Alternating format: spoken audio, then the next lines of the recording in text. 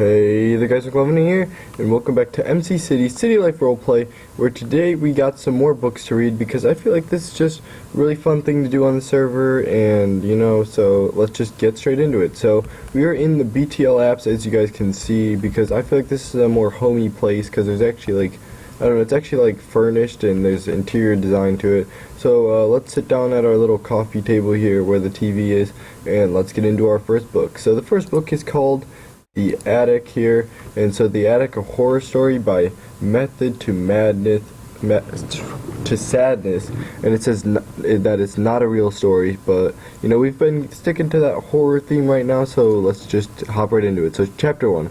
All in all, my life is pretty bad, but I don't know what you've been through, so please don't hate on my life story. When I was younger, I don't remember anything about my parents. They left me and my brother Jonah, 13 years old, on the side of a motorway when I was only 5 years old. Obviously, my brother and I were asleep when we were dropped off, so my brother told me he woke up first, then shook my shoulder, and apparently I slapped him in the arm and tried to go back to sleep. That's when I heard, "Lilia, wake up, we're on the highway, where's Mom?" I opened my eyes to my brother's face over me, shaking me and shouting. I stood up and realized what he was saying was true. My parents weren't there, and cars were going past on a very busy road. Immediately I leaped up and my brother grabbed my hand and said to me, "Calm down, we need to find the next town over, just hold my hand and walk this way." He pointed right along the road, where I just about see a few buildings in the distance. We started walking for what seemed like hours, but when we talked to a local, she said it was only about 45 minutes. We found You know what? That's already confusing. I just want to go over that really quickly. If you were talking to a local, then wouldn't you already be in a town, or wouldn't they have stopped to talk to you, and wouldn't you get a ride or something? I don't know. I'm confused. Alright. So we found a smallish building that had a sign on it saying adoption center, and obviously... Wait. I'm really confused now. Whatever. Alright, adoption center, and obviously that have bed, so my brother led me inside, and then he started to speak to the receptionist, who then soon after led us into a big room in the back that had beds and a small fridge. The nice lady then came up and said hi to me. "Hiya, I'm Kenzie. It's all gonna be okay, Lilia." That's when I screamed, "How do you know my name? Stranger danger." My brother held my shoulder and laughed. "This is Kenzie, the nice lady that's letting us stay here for a bit. Lils, go. You's better be nice." I blushed awkwardly and said to Kenzie, "Oops, sorry, ma'am." She laughed and said, "It's fine. Love you's better come with me, though. You need a bath." After that, I don't remember much, but then when I woke up in a nice warm pink bed next to a blue bed, that was Jonah's bed, and we were surrounded by other beds. There had to be at least 20 others in that one room. Chapter 2. One day, a man and a woman in very nice fancy clothes came through the room, and everyone started worrying and acting very nice. Well, nicer than they usually were to me and Jonah. We didn't know we had to act nice, so me and Jonah just did our thing and sat on my bed watching YouTube on our tablet. This is a really nice adoption center. They literally just get to do whatever they want. Holy crap. We were watching our favorite YouTubers, Sam and Colby. We found the video hilarious, so we both burst out laughing in utter silence. Everyone looked at us like we were weirdos, but we just looked up, smiled at the people looking at us. That's when Jonah pulled out his earplug and said to the people that were looking around, "Hi, I'm Jonah, and that's my little sister Lilia. Sorry for the disruption. We are watching our favorite YouTubers together, and they really make us laugh." He'd smile and then turn around to me and said, "Pause it, Lilia." "But why?" I said, not understanding what was going on. The couple came over, and Jonah invited them to sit on the end of my bed. He said, "Lilia, meet Mrs. and Mr. Calvone. They're being very nice and letting us stay with them for a while to see if they want to be our new mommy and daddy." My jaw dropped. I never thought that out of us and 20 other kids they'd choose us. Mr. and Miss Calvone went to sign the child adoption papers, and we packed up. As we'd only been there for a few weeks, everyone was like, "Chosen before us?" My brother usually responded with, "Because we were ourselves when they came through, not some perfect robots." When you see some potential parents walking past with a smirk on his face. This is really confusing. It says a horror story, but no twist yet. We put our bags in the boot of the car, and off we went to our yet-to-know new home. This book is a little hard for me to read, as you guys can tell, because it's written in an English British language, which I kind of understand, but Like, it's just English, but, like, a little bit different. Alright, chapter 3. Once we got to the house, I was asleep in the car, so Jonah carried me up to my new room, which was very plain and had a mattress on the floor with some sheets and what looked to be a furniture catalog on the pillow. I sat down on my mattress and slid my backpacks off my shoulder and onto my temporary bed. The mattress was surprisingly comfy for being on the floor, of course. Jonah sat down and me and Mrs. and Mr. Calvone said, "Welcome. Hello, home kids.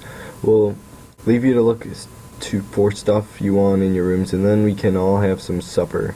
Mrs. Calvone stayed in the room as Mr. Calvone walked out into the garden to check on the crops. She then said to me, "So, love, do you like our new home?" I responded with a smile, "And it's amazing.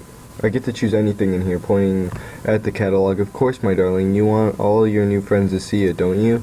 I looked down and frowned. I don't have any friends or a phone to share it on."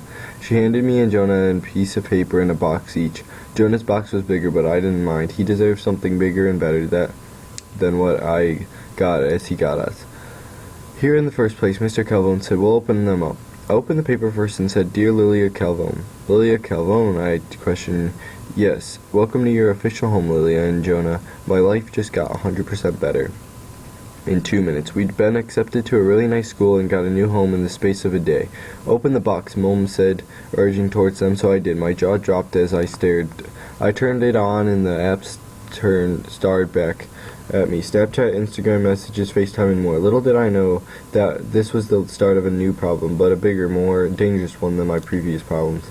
Chapter 4. Here comes the twist. Alright, let's get it.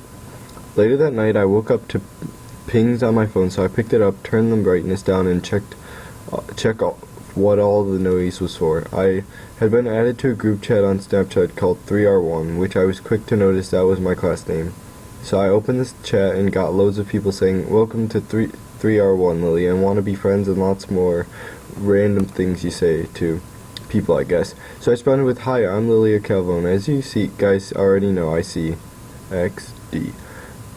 That's when I got an ad from a name I didn't recognize from the class group, so I checked it out. I didn't know this person, but I accepted the request anyway because I thought it would make me look popular if I had more friends on my Snapchat list thingy-mabob. That's when things got weird. Chapter 5. This username of this random person was something like Rose of the Night and numbers at the end. I texted Jonah and asked him if this was him.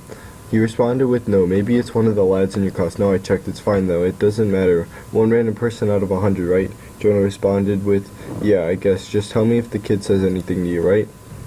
I sent him the thumbs up emoji and went back into the group chat. I made a few friends that night, and as I checked through everyone's stories, I smiled as I saw, "Welcome to Clarence Primary School, Lilia." Chapter 6. I checked my phone in the morning, the normal streaks, and, "Hey, Lils, you going swimming today, B?" But then I got a message off Rose of the Night. I opened it and it said, "You look lovely this morning." I was both creeped out and confused. I hadn't put a selfie on my story, sent it for streaks, so that's when I looked out the window and saw a head shoot and hide. Oh my god. This is messed up.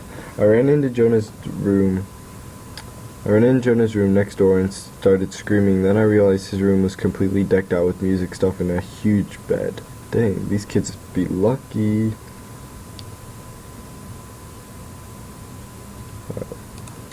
Football posters and a basketball hoop on the wall. "Whoa," I said, "this is so cool." He threw the ball into the hoop once more before turning to me and holding his arms out. "I decked it out this morning with Dad. Neat, right?" he bragged. That's when I heard something up in the attic. "What was that?" I asked Jonah. I looked at him and his face on him, the face of worry and distress. He said, I think it's probably Dad getting something for your room. Mom called us down for breakfast. Do we have a window cleaner scheduled today, Mom?" I asked, taking another bite of my toast. "No, hon. Why do you ask?" I dropped my toast on the plate and shouted, "Are you sure there wasn't a cleaner at my window at 8 a.m.? That's when we all heard something in the attic, a loud drop, then some mumbles and footsteps. "Is that Dad, Mom?" Mom didn't say anything. Jonah said, "Mom, is it Dad?" "No, your father is outside talking to the gardener about a new field for stables." Our faces dropped. There was someone in our attic. Oh god, here it comes. Dad went on the business trip that night. We all slept in Mom's bed. We were terrified. The next day we had school. Mom made the cleaner go up to the attic that day. He heard mumbles again, but could see nobody, so we went along with our day. Dad came home 3 days later. We told him how school was going and that there were noises were still there, but very faint. Oblivious to the fact that our butler hadn't been seen as day, we went on with everything. That's when we heard it again. Me and Jonah were watching Sam and Colby in our room, and we heard another thump in the attic. Me and Jonah were done. We were hearing that noise so much we needed to know what it was. Then we heard a scream, thump, and something heavy dropped. My dad had just been stabbed, and I know who stabbed him. Get this book out of here. I'm done. That was messed up. It just like ended just like that. There got to be a book 2 to this part. So, you know, if you're watching this Method to Sadness, please write another book, because that was actually pretty decent.